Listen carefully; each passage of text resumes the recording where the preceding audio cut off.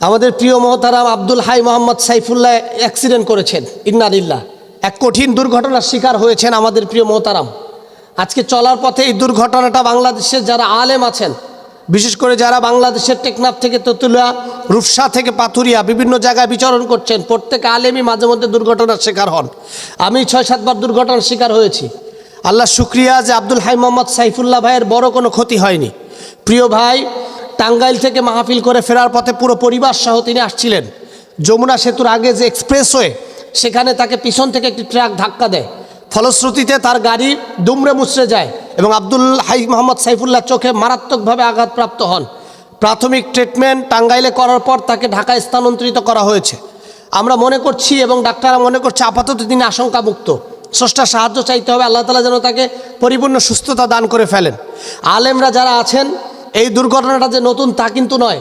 বিগত দিনে বাংলাদেশের ইসলাম সঙ্গীত জগতের সবথেকে বড় বিপ্লব যিনি ঘটিয়েছিলেন, ইসলামী সঙ্গীত দিয়ে মানুষকে যে মোকাবেলা করা যায় তার যে নজির স্থাপন করেছিলেন, কলরবের প্রতিষ্ঠাতা পরিচালক, তৎকালীন সময়ে বাতিলদের সবথেকে বড় আতঙ্ক আমাদের প্রিয় মোহতারাম হজরত মাওলানা আইনুদ্দিন আল আজাদ রহিমাহুল্লাহি তাআলা, আল্লাহ তাআলা তাকে জান্নাতুল ফেরদাউস নসিব করুক। তিনিও গাড়ি অ্যাক্সিডেন্টে মারা গিয়েছেন।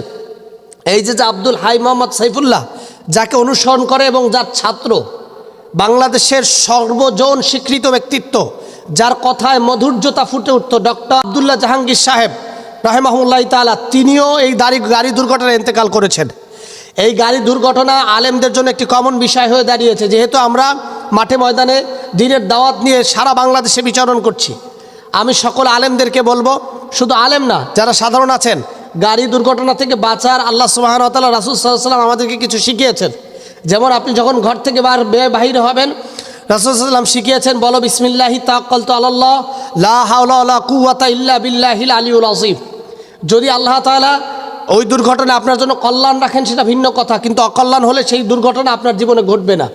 শুধু এখানেই শেষ নয়, রাসূল সাল্লাল্লাহু আলাইহি ওয়াসাল্লাম আরও বলেছেন, কেউ যদি সূরাতুল গাড়িতে ওঠার পরে সূরাতুল ফাতিহা শাহাদাত আঙ্গুল ঘুরিয়ে ঘুরিয়ে পড়ে, এমন আউযু বিল্লাহি মিনাশ শাইতানির রাজিম, বিসমিল্লাহির রহমানির রহিম, আলহামদুলিল্লাহি রাব্বিল আলামিন আর রহমানির রহিম, মালিকি ইয়াউমিদ্দিন, ইয়্যাকা না'বুদু ওয়া ইয়্যাকা নাস্তাঈন, ইহদিনাস সিরাতাল মুস্তাকিম, সিরাতাল লাযীনা আন'আমতা আলাইহিম গায়রিল মাগদুবি আলাইহিম ওয়ালাদ-দাল্লিন, আমিন। এভাবে যদি শাহাদাত আঙ্গুল ঘুরিয়ে ঘুরিয়ে পড়ে, রাসূল সাল্লাল্লাহু আলাইহি ওয়াসাল্লাম বলেছেন, ওই গাড়ি দুর্ঘটনার কবলে পড়লেও ব্যক্তি কোনো অসুবিধার মধ্যে পড়বে না। আল্লাহ তাআলা তাকে সুস্থতা রাখবেন, সেভ রাখবেন। তো এর জন্য আপনারা এই দোয়াগুলো পড়ে বিচরণ করবেন, রাসূল সাল্লামের হাদিসগুলো ফলো করবেন। যারা দিনের দায়ী আছেন, ব্যস্ততা কম দেখাবেন, আগে আপনার জীবন বাঁচান।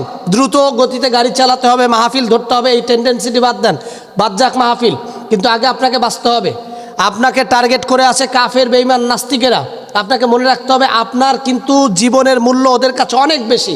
ওরা সুযোগ পেলে আপনাকে শেষ করে দিবে। কারণ রাসূল সাল্লাল্লাহু আলাইহি ওয়াসাল্লাম বলেছেন, আল উলামা ওয়ারাসাতুল আম্বিয়া, আলেমরা হচ্ছে রাসূল আকরাম সাল্লাল্লাহু আলাইহি সাল্লামের ওয়ারিস। যেহেতু আলেমরা রাসূল সাল্লাল্লাহু আলাইহি ওয়াসাল্লামের ওয়ারিস, কাফের, বেঈমান, নাস্তিকদের কাছে এটা গুরুত্বপূর্ণ ব্যাপার। তারা যে কোনো সময় আপনাকে শেষ করে দিতে পারে। আর এই শেষ করার সবথেকে সহজ মাধ্যম হলো গাড়ি দুর্ঘটনা করানো। দেখবেন বেশিরভাগ গাড়িকে ট্রাক পিছন দিয়ে ধাক্কা দেয়, যার ফলশ্রুতিতে ওই জায়গাটা, ওই অবস্থানটা, অ্যাক্সিডেন্টটার মাধ্যমে আপনার ইন্তেকাল হয়ে যেতে পারে। এর জন্য আল্লাহ সুবহানাহু ওয়া তাআলা আমাদের প্রত্যেককে হেফাজত থাকা, রাসূল সাল্লাল্লাহু আলাইহি ওয়াসাল্লামের সুন্নাহ অনুযায়ী জীবন পরিচালনা করার এবং সমস্ত কিছুতে সহনশীলভাবে নিজেকে উপস্থাপন হওয়ার তৌফিক দান করুক। এবং আব্দুল হাই মোহাম্মদ সাইফুল্লাহকে আল্লাহ তাআলা দ্রুত সুস্থতা দান করুক। আমিন।